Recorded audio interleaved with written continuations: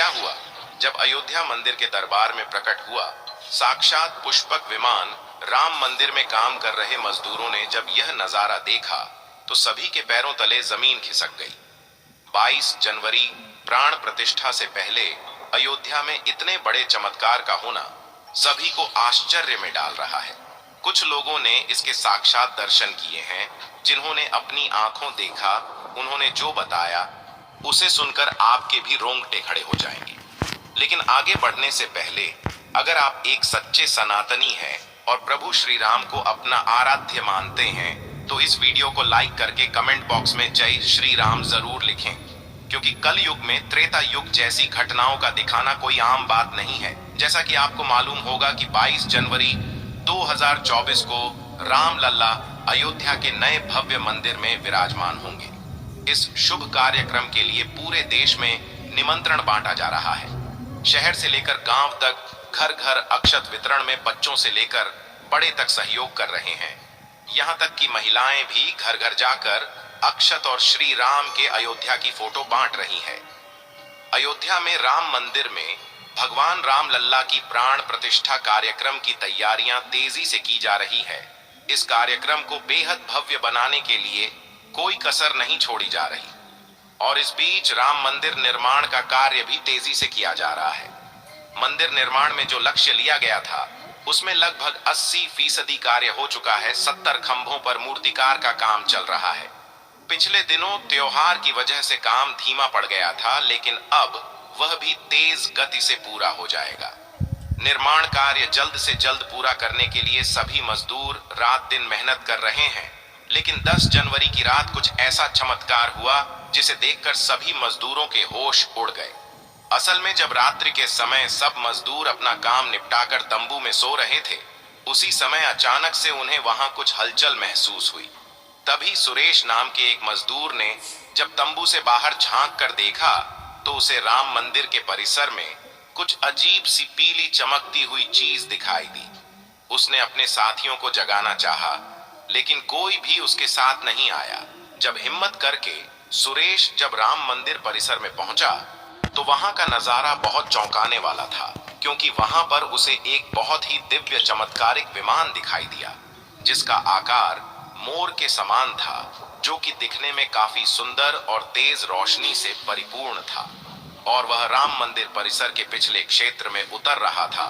लेकिन उस विमान को नियंत्रित कौन कर रहा था ये समझ नहीं आ रहा था, क्योंकि उस विमान में प्रकाश इतना तेज था कि सामान्य आंखों से नहीं देखा जा सकता था।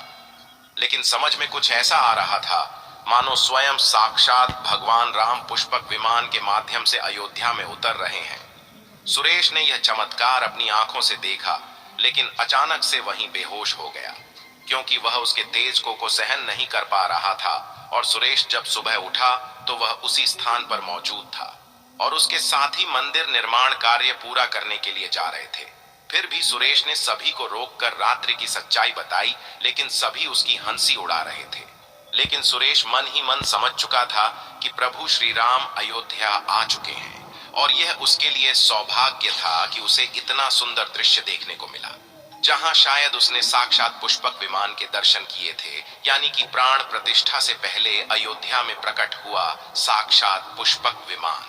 साथियों, देश के अलग अलग हिस्सों में कई बार अजीब सी आकृति के विमान देखे गए हैं, जिनका संबंध कई बार तो एलियन के साथ जोड़कर भी देखा जाता है।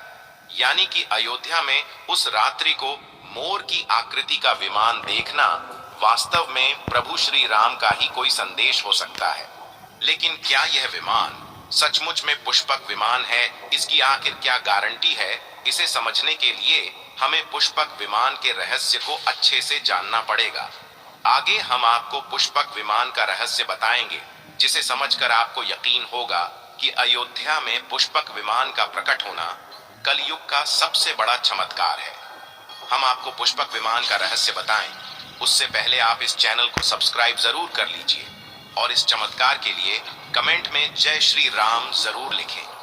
रामायण में पुष्पक विमान का जिक्र है, जो कि पहले कुबेर के पास था। इसके बाद रावण ने उसे अपने सौतेले भाई कुबेर से लंका समेत बलपूर्वक हथिया लिया था। फिर रावण इसी के जरिए कहीं भी आता जाता था। रावण को हराने के बाद यह विमान श्री राम के पास आ गया। वह जीत हासिल करने के बाद इसी विमान के कई जगह होते हुए अयोध्या पहुंचे थे। रावण ने इसी के जरिए पंचवटी आश्रम से सीता का हरण किया था और उन्हें उस पर बिठाकर लंका ले गया था। कहा जाता है कि पुष्पक विमान आज के विमान की तरह था। पुष्पक विमान के जरिए रावण हवाई मार्ग से सफर किया करता था, लेकिन रावण को मौत के घाट उतारने के बाद उसी विमान के जरिए प्रभु श्री राम, माता सीता और लक्ष्मण जी लंका से अयोध्या लौटे थे। रामायण में जिस तरह से पुष्पक विमान का जिक्र मिलता है, उससे तो यही लगता है कि यह आज के हवाई जहाज की तरह था, लेकिन तकनीक के मामले में मॉडल एरोप्लेन से कहीं आगे था। रामायण के सुंदरकांड के 7वें अध्याय में पुष्पक विमान के बारे में जानकारी मिलती है। पुष्पक विमान की आकृति मोर की तरह थी। यह अग्नि और वायु ऊर्जा से उड़ान भरता था। इसकी तकनीक इतनी उत्कृष्ट थी कि इसका आकार छोटा और बड़ा किया जा सकता था। पुष्पक विमान अपने चालक की इच्छा के अनुसार गति पकड़ता था। यह मन की गति से उड़ान भर सकता था। कहा जाता है कि रावण अपनी पूरी सेना को एक साथ लेकर इस विमान से उड़ान भर सकता था और विमान में बैठने के लिए कई आसन बने थे। मिस्टर बेस्टमैन, कथाओं के मुताबिक युद्ध के बाद भगवान श्री राम ने विमान का पूजन कर यह दिव्य विमान वापस कुबेर को सौंप दिया। फिर भी कुबेर ने पुष्पक विमान को भेंट स्वरूप प्रभु श्री राम को दे दिया, जिसके बाद इसी पुष्पक विमान से प्रभु श्री राम, माता सीता और लक्ष्मण अयोध्या पहुंचे।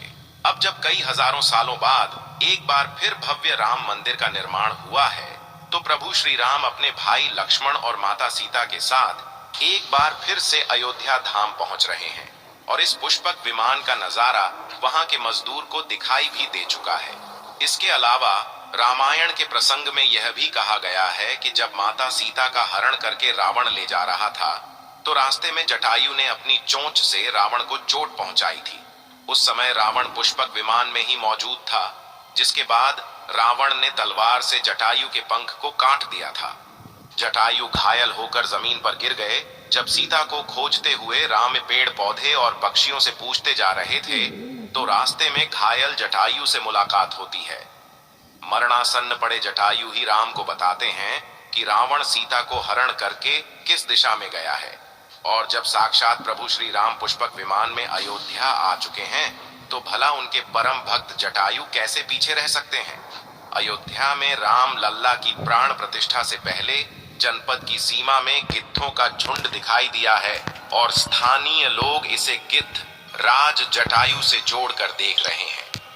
वे इसे शुभ संकेत भी मान रहे हैं। मिल्कीपुर तहसील क्षेत्र के गांव धरोली में पिछले 10-12 दिनों से गिद्धों का झुंड वास कर रहा था। हालांकि उस गांव से गिद्ध उड़ गए हैं, लेकिन अयोध्या की सीमा में यहाँ वहां दिखाई दे रहे हैं। गांव वालों का कहना है कि पिछले 20 वर्षों से हम लोगों ने इस इलाके में गिद्ध नहीं देखे। अब जब राम मंदिर बन रहा है, तो इस गांव में लगभग 50 की संख्या में गिद्ध आकाश में दिखाई दे रहे हैं। उनमें से 10-12 गिद्ध गांव में ही सेमल के पेड़ पर वास कर रहे थे।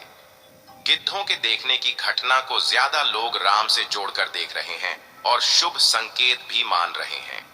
22 जनवरी को होने वाले प्राण प्रतिष्ठा के समारोह में देश के प्रधानमंत्री नरेंद्र मोदी ने देश विदेश के कई महान हस्तियों को निमंत्रण दिया है। लेकिन आपको जानकर हैरानी होगी कि नेपाल में भी कुछ विशेष लोगों को समारोह में आने का निमंत्रण दिया गया है। इसके पीछे का रहस्य जानकर आपके भी होश उड़ जाएंगे, क्योंकि नेपाल को भगवान श्री राम का ससुराल कहा जाता है। क्योंकि नेपाल एक समय पर जनकपुर धाम था, जहां के राजा थे राजा जनक, और उनकी पुत्री माता सीता वहीं पर भूमि में से प्रकट हुई थी। जनकपुर धाम, जिसे मिथिला भी कहा जाता था। मिथिला संस्कृति में यह मान्यता है कि जब बेटी का गृह प्रवेश होता है, तो उसके मायके से तोहफा और अन्य सामग्री भिजवाई जाती है। इसी परंपरा के मुताबिक जब प्रभु राम का मंदिर में गृह प्रवेश होगा, तो सीता जी की ओर नेपाल से अयोध्या उपहार आ रहे हैं, जिसे भार यात्रा का नाम दिया गया है। इसके अलावा राम मंदिर की प्राण प्रतिष्ठा के लिए भगवान राम के ससुराल नेपाल के जनकपुर से कपड़े, फल और मेवा के साथ साथ उपहारों से सजे 1100 थाल आने वाले हैं। इसमें आभूषण, बर्तन, कपड़े और मिठाइयों के अलावा भार भी आएगा, जिसमें 51 प्रकार की मिठाइयां, दही, मक्खन और चांदी के बर्तन शामिल होंगे। 22 जनवरी को प्राण प्रतिष्ठा समारोह होने वाला है। इसके लिए श्री राम जन्मभूमि तीर्थ क्षेत्र ट्रस्ट की तरफ से भगवान राम की ससुराल नेपाल के कई गणमान्य लोगों को निमंत्रण पत्र भेजे गए हैं। दोस्तों, आज हम राम मंदिर को बनते हुए देख रहे हैं। यह हमारा सौभाग्य है, क्योंकि भव्य राम मंदिर के बनने में कई हजार सेवकों और राम भक्तों का बलिदान भी छुपा हुआ है। इस वीडियो में बस इतना ही, आगे की जानकारियां किसी और वीडियो के माध्यम से देंगे। यदि हमें यह सौभाग्य प्राप्त हुआ है कि राम मंदिर को बनते हुए देखने का, तो इसके लिए हमें जश्न मनाना चाहिए। और आप लोगों से भी निवेदन है कि 22 जनवरी के दिन अपने घर पर दीपक जलाएं और जश्न बनाएं। बाकी अगर आप लोग इस वीडियो को यहां तक देख चुके हैं तो कमेंट बॉक्स में जय श्री राम जरूर लिखें। साथ ही इस चमत्कार के लिए इस वीडियो को एक लाइक जरूर कर दें। इसी तरह जानकारी से जुड़ी और भी वीडियो देखने के लिए चैनल को सब्सक्राइब करके बेल नोटिफिकेशन को ऑल पर जरूर रखें। जय श्री राम।